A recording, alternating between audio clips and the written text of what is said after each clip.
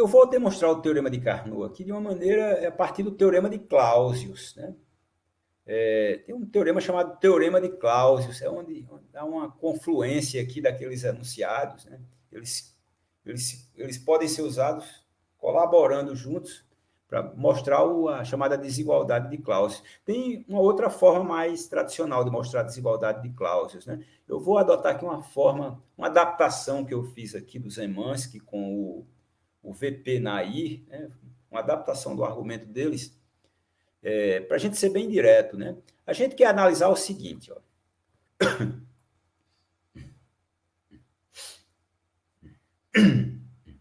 A gente quer analisar o seguinte.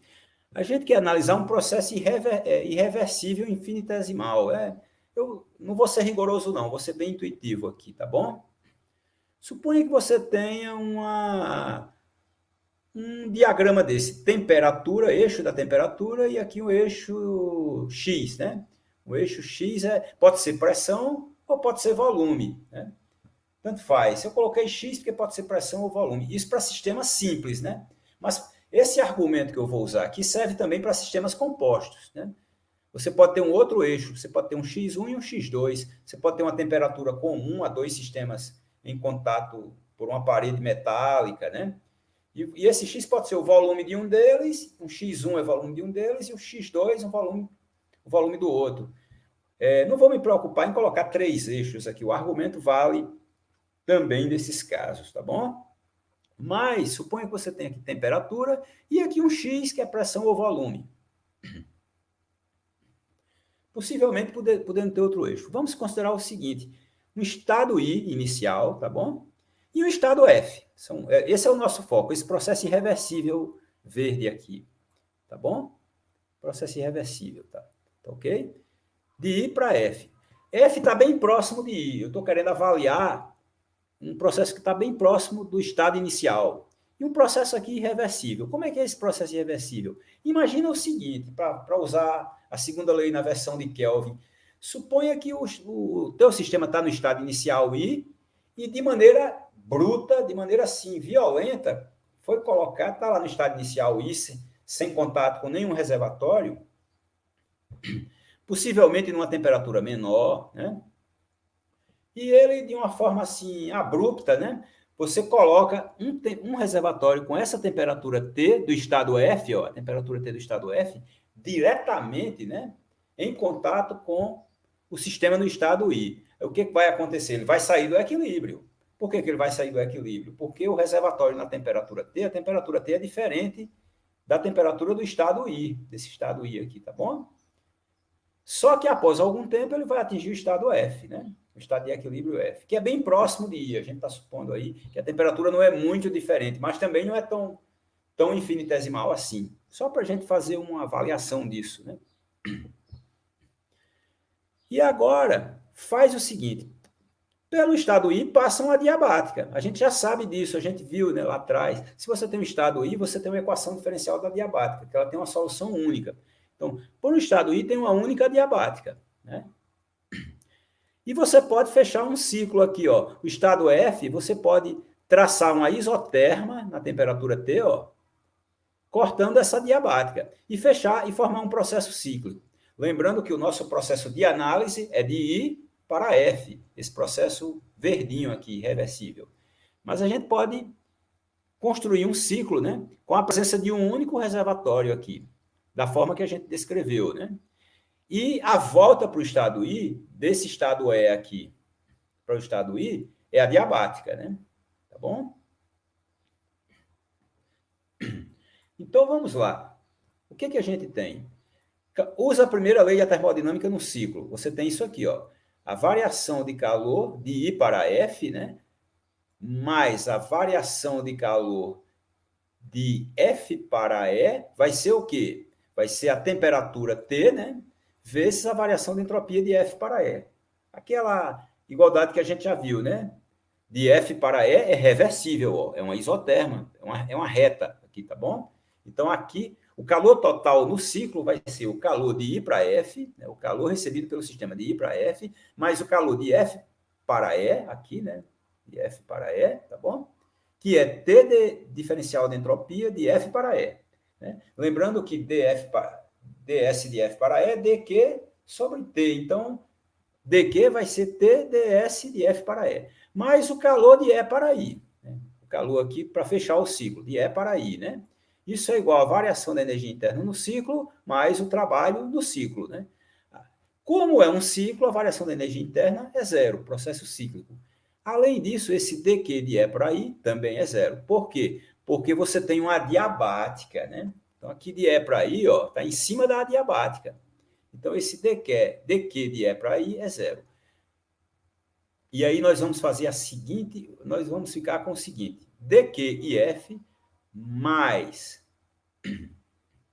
t ds de F para E igual a dw. Você tem só essas duas parcelas aqui, igual a esse dw aqui, o du é zero. E aí nós fazemos a seguinte afirmação, esse dw no ciclo não pode ser positivo. Por quê? Porque se fosse, violaria Kelvin Planck. Como é isso? Por que violaria Kelvin Planck? Pelo seguinte, ó, você tem todo o calor aqui, ó, de um único reservatório transformado em trabalho. Aí, como assim todo o calor de um único reservatório transformado em trabalho? Lembra que o sistema estava no estado I sem contato com ninguém, né? E aí a gente violentamente colocou ele em contato com o reservatório de temperatura T.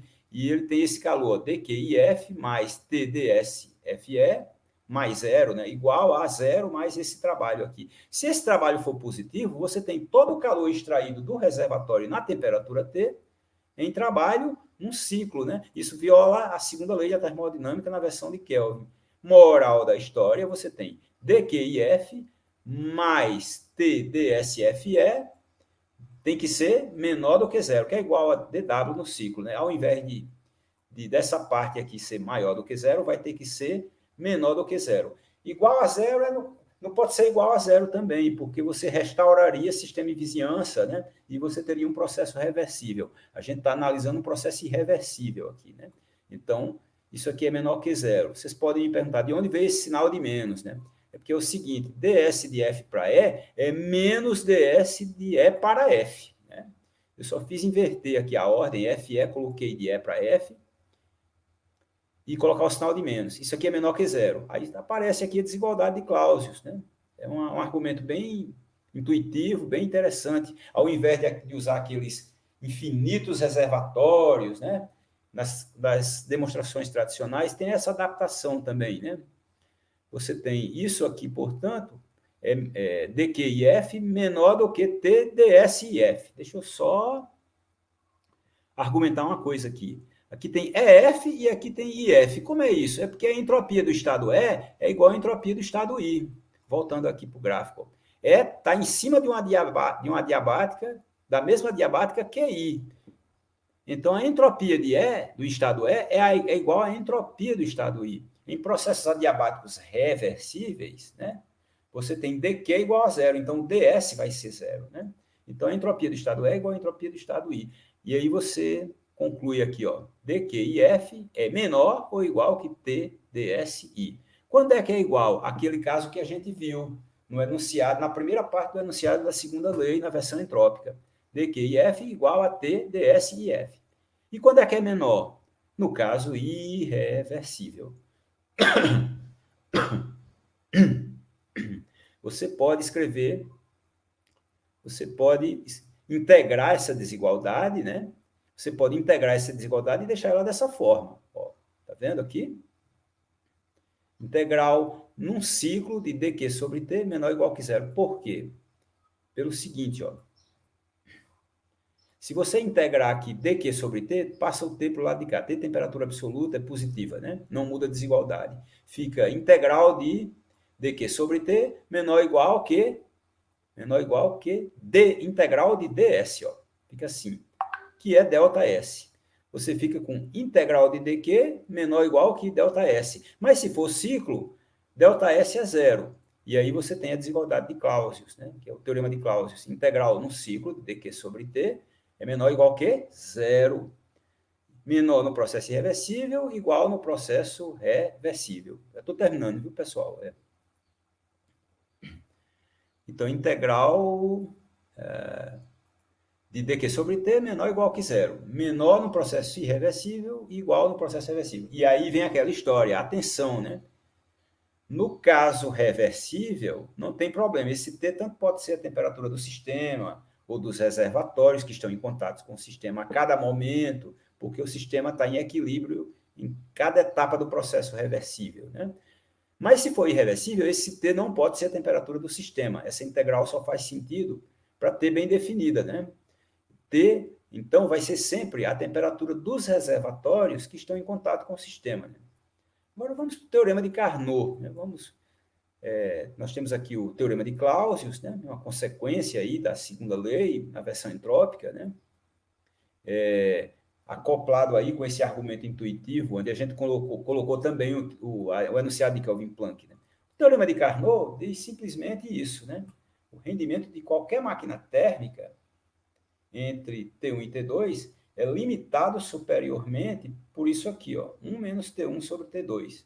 T1 é a temperatura do reservatório mais frio, T2 o mais quente, né? A demonstração é uma aplicação do teorema de Clausius, né? Tem essa demonstração. O teorema é de Carnot, mas a demonstração não é de Carnot, né? Essa demonstração é posterior, né? Então, você tem a integral de Clausius aqui, ó, menor ou igual que zero, né? A gente já viu. Então, a gente colocou o zero à esquerda aqui, botou maior ou igual que a integral de Clausius. E os únicos momentos em que a nossa máquina, essa máquina opera somente entre esses dois reservatórios, então, os únicos momentos em que ela opera entre esses dois reservatórios, o único momento em que ela entra em contato com essas temperaturas é via esses dois reservatórios. Então, essa integral vai ter essas duas parcelas aqui, né? Aqui tem um sinal de menos porque ele libera calor para o mais frio, né? E aqui mais porque o sistema, a máquina, aceita calor do mais quente. E aí você manipula, passa um para o outro lado, né? Você tem isso aqui, ó. Se você passar um para o outro lado e somar um, você passa menos... você passa... Deixa eu ver.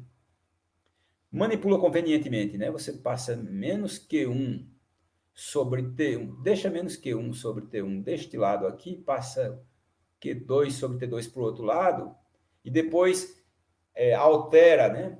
Você manipula com as temperaturas e com o Q2 também. Você chega nessa desigualdade aqui. Por questão de tempo, eu vou deixar para vocês. É uma matemáticazinha, uma álgebra muito fácil, né? Você monta essa desigualdade tranquilo. E aí, o que é que você tem? O rendimento é limitado superiormente por isso aqui, né? Menor ou igual que isso aqui. Quando é que ele é 100%? Quando... Nunca, né? Porque nenhuma dessas temperaturas aqui, T1 não pode ser zero, né? Se o T1 fosse o zero absoluto, você tivesse um sistema no zero absoluto, poderia, né, ter um rendimento de 100%, mas aí tem um link aí com a terceira lei da termodinâmica via princípio da inatingibilidade, né? Detalhes à parte. Enfim, o rendimento da máquina ou é menor ou é igual a 1 menos T1 sobre T2. É menor no caso irreversível, né? Se a máquina for irreversível. E é igual no caso da máquina reversível, né? Então, esse é o teorema de Carnot.